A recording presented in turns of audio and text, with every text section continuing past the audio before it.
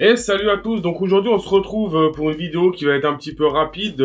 C'est tout simplement, j'ai pris la GoPro, je viens de remonter la chercher parce que je suis venu faire un petit tour dans ma pièce. Donc je suis venu donc ramasser quelques mues de serpents, donc on va les ramasser ensemble. Et j'ai trouvé donc une Pantherophis guttatus juvénile morte. Donc c'est vrai, je fais jamais de vidéo sur les reptiles quand ils meurent. J'ai dit je vais en profiter cette fois pour profiter de cette petite vidéo pour vous expliquer un petit peu comment moi je procède. Alors, à savoir, c'est que vous, en tant que particulier, vous n'aurez pas forcément la même obligation que moi, qui suis en train de passer mon certificat. Déjà, donc j'ai commencé à avoir des registres, donc je suis obligé de tout noter, ce qui rentre, ce qui sort, c'est assez compliqué. Et donc, quand un animal va décéder ou va mourir, je sais pas comment vous voulez dire, je vais le prendre tout simplement et le mettre dans un congélateur. Quand j'ai un certain quota d'animaux, une fois par an, je fais venir un équarrisseur qui récupère mes animaux et qui va les emmener pour les incinérer. Alors pourquoi je ne le fais pas à chaque fois? Tout simplement parce que ça coûterait trop cher. Donc je les mets dans un congélateur que j'ai spécialement pour ça, où je mets mes rats, mes souris de réserve, parce que j'en ai un chez moi et j'en ai un ailleurs, où je me sers de réserve. Donc je mets les animaux morts dans ce congélateur, dans des sacs ou dans des boîtes. Et quand j'en ai un quota assez grand, j'appelle un équarrisseur qui viendra chercher mes animaux. Alors bien entendu, sur un serpent de 15 kg comme le boa constrictor, automatiquement, il va falloir enrouler, avoir un grand congélateur. Mais nous, en tant que capacitaire, on va être obligé d'avoir cette espèce, comment dire, de phase obligatoire. En tant que particulier, logiquement, vous n'avez pas le droit d'enterrer dans un terrain, si je ne dis pas de bêtises, des animaux.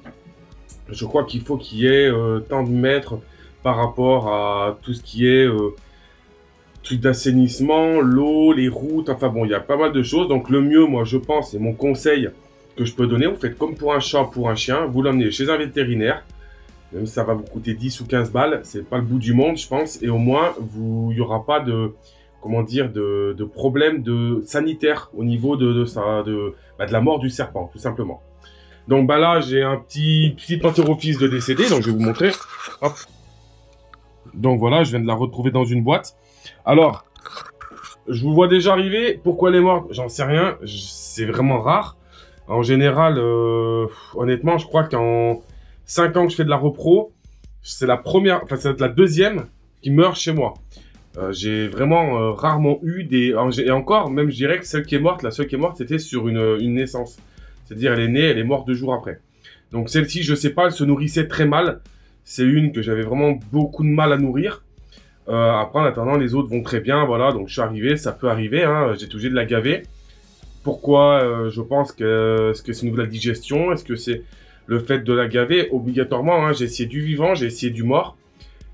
Elle voulait rien prendre, donc j'ai pas eu le choix, j'ai été obligé de la gaver. Et à force, est-ce qu'elle n'a pas digéré? Est-ce qu'il y a eu un souci? Est-ce qu'elle avait pas, elle prenait pas en masse? C'est un peu comme l'humain, hein, au niveau des nutriments, hein, je pense. Hein. Mais voilà, donc pour dire un petit peu, pour faire la petite parenthèse de ce que je fais de mes animaux. Donc moi, en tant que capacitaire futur, bien sûr, je ne suis pas encore, mais j'ai quand même des obligations là pour le moment. Et ensuite, en tant que particulier, moi, je vous conseille de les emmener, donc c'est ce que je fais quand vous nous demandez par message, emmenez-le chez le vétérinaire. Moi, je pense c'est ce qui a le plus de bon sens. Bon, on va aller faire un petit tour des mues. Donc là, c'est gros caca, évidemment, c'est samedi soir. Goniosoma, évidemment, on va aller la chercher. Elle m'a fait... Oh, pardon. Voilà, donc ouais, ça, c'est une petite alarme que j'ai mise sur mon terrain. C'est volontaire. Logiquement, ce sera pour accueillir une bête en particulier, que vous verrez plus tard. Donc là, bon, c'est vrai que je l'ai mis, mais bon. Voilà. Il n'y a pas d'obligation... de mettre cette alarme pour le coup, mais voilà, moi j'ai ça, c'est comme ça, je fonctionne comme ça. Je vous ai parlé aussi de la caméra, donc voilà, elle est ici pour le moment, elle va aller en hauteur. Alors pourquoi j'ai mis cette caméra? C'est pas du tout pour... je tiens à reparler un petit peu, c'est pas pour me la péter ou pour surveiller mes bêtes qu'elles se barrent pas. Alors pourquoi j'ai mis cette caméra? Je tiens à dire que j'ai eu des messages, on m'a dit ouais tu te la pètes quand même avec ta caméra. C'est pas une question de se la péter, j'ai mis ça pour vous montrer en fait. Elle va être positionnée différemment. C'est tout simplement que si quelqu'un pénètre dans ma pièce, je reçois une alerte. C'est-à-dire mon téléphone va sonner, j'ai des alertes entre 19h et 9h du matin. Donc, ça veut dire que quelqu'un rentre dans ma pièce, ça va me mettre une alerte, commencer à enregistrer. Donc ça déjà, c'est une chose, c'est pour moi. Moi, ça me permet de visualiser de temps en temps ma pièce, voir s'il n'y a pas de souci, si les éclairages sont bien éclairés. J'ai mis sur le terrarium qui a le plus de place, mais je vais positionner ma caméra autrement, je pense, pour avoir une vue complète sur ma pièce d'élevage. Après, c'est propre à moi-même. Je tiens à préciser que dans mon département, au niveau de ma pièce d'élevage, j'ai aucune obligation en étant capacitaire d'avoir une caméra ou d'avoir des alarmes sur mes terrariums. Je tiens à le dire, il y a beaucoup... Alors, il y a des endroits, je sais, peut-être qu'ils vont l'obliger. Moi, dans ma partie, je le fais, c'est personnel et c'est pour plus de sécurité pour moi. J'ai aucune obligation à ce niveau-là. Donc là, voilà, hein, on fait un petit tour rapide. Je suis déjà venu ce matin, mais voilà, il a fallu que je revienne. Et vous voyez, elle est morte en pas longtemps, hein, la gute, hein, puisque... Bon, alors, je vais être franc avec vous, hein. Voilà ce qui se passe quand je fais mes terrains. Hein. Je jette tout par terre. Je vais pas me prendre la tête à vous faire croire que les muches, je les mets dans une poubelle. Là, j'ai pas la poubelle pour le coup. Et je balaye tout à la fin. Ça va plus vite. Donc là, on en a un qui est en train de la préparer. Donc, habituellement, bah, il se fout dans le bac d'eau, comme d'hab. J'ai oublié une serrure. Là, greusement. Vous voyez pourquoi je discute, c'est un peu casse-couille. Dans le sens où j'oublie. Alors là, on a Python à l'aile blanche. Qui se retrouve donc dans une boîte, là, en fait, tout simplement avec de l'eau. Parce qu'il m'a fait une mue de merde. Et là, je vais essayer de vous montrer le gros mâle. Alors voilà la tronche du terrarium quand il fait sa mue. Et alors lui qui me fait toujours des mues nickel. Pour le coup, il m'a fait une mue complètement pourrie. Et il me semble, je l'ai vu, on va aller le voir tranquillement. Et là, il est un peu... Bon, bah pour le coup, il a dû finir de se l'enlever, c'est nickel. Donc voilà, obligatoirement, hein, là aujourd'hui non. Aujourd'hui non, mais demain ça va être... oula, attendez 2 petites secondes. Donc c'est vrai que beaucoup me demandent de montrer votre Ochilus. Python à lèvres blanches, c'est sûr, c'est une espèce qui est magnifique. Moi, c'est un de mes plus beaux serpents. Pour moi, c'est le serpent que je préfère dans mon élevage aujourd'hui. Il y en a d'autres qui vont arriver, mais voilà, c'est vraiment très intéressant. C'est très caractériel. Il va falloir vraiment faire attention, surtout sur une bête de cette taille-là.